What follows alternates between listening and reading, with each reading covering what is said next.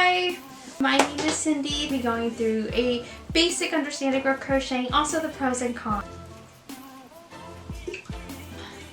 Also, this is not a sponsor. It's so good. It's naturally caffeinated. I really like it. Anyways, let's go ahead and get started. So the basics, we have different crochet hook sizes. This is kind of like the standard one that you'll see most people use. This is a larger crochet hook. This, for example, is called Jumbo.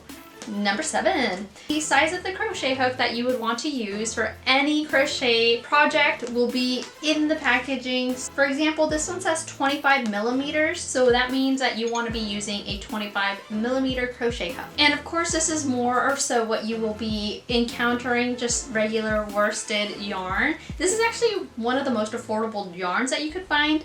I think this ball of yarn itself was under $3. And again, this doesn't have the packaging or the label on it because I took it off already, but normally yarn will come with the size of the crochet hook that is recommended for the yarn. I do want to make it clear though, there are several different sizes of crochet hooks. You can have really tiny ones. This is used for really thin yarn. It's called lace yarn. These are needles. So these needles are used to sew in any loose ends at the end of a project. Some stitch markers. I've never used these, but it is recommended for a beginner to start with these. However, they're not completely necessary. Also, you'll need some scissors. Need these special scissors. You could just use house scissors or any scissors you have lying around. So now that we got the basics out of the way, I'm gonna go ahead and go through a list of pros and cons. I did make a reel on this, however, I just wanted to go into more detail in a video. Number 1, it is easy to learn. There is a bit of a learning curve. Once you get past that learning curve, it just becomes very easy, natural. There are different ways to hold a crochet hook, also the yarn. You just need to kind of figure out what works best for you. So if you're seeing someone through a tutorial on YouTube or any video or someone's teaching you, they might hold the yarn differently than, someone else. And that is totally normal. I actually had to try different ways of holding the crochet hook and the yarn. You just gotta go with what's best, what feels the most natural for you, and kind of go off of that.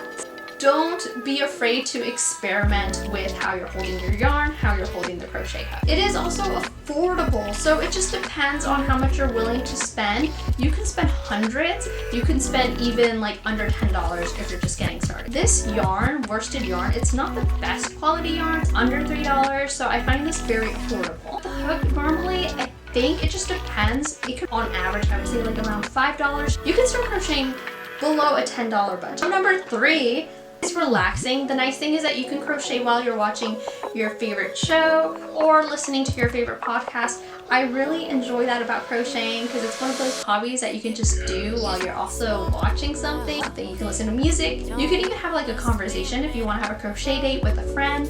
You can just crochet together and talk. Number 4, you can do this anywhere basically. So for example, if you're crocheting a top, you might be crocheting a beanie, some hand warmers. More often than not, you can find yourself being able to take your project with you.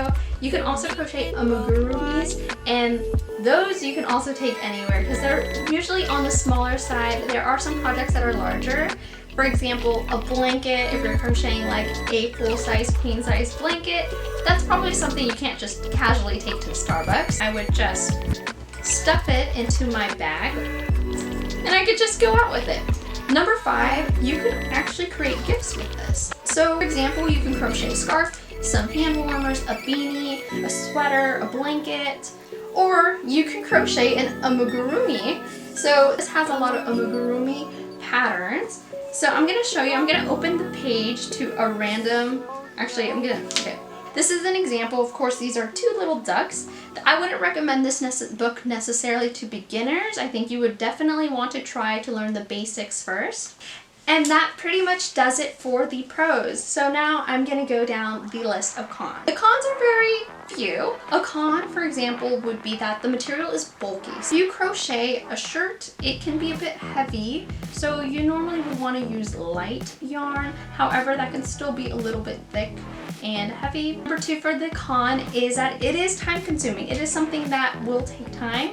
So for example, if you want to crochet a blanket, that might be hard to accomplish in under a day, depending on your speed and also your experience. I hope you learned something today. See you guys!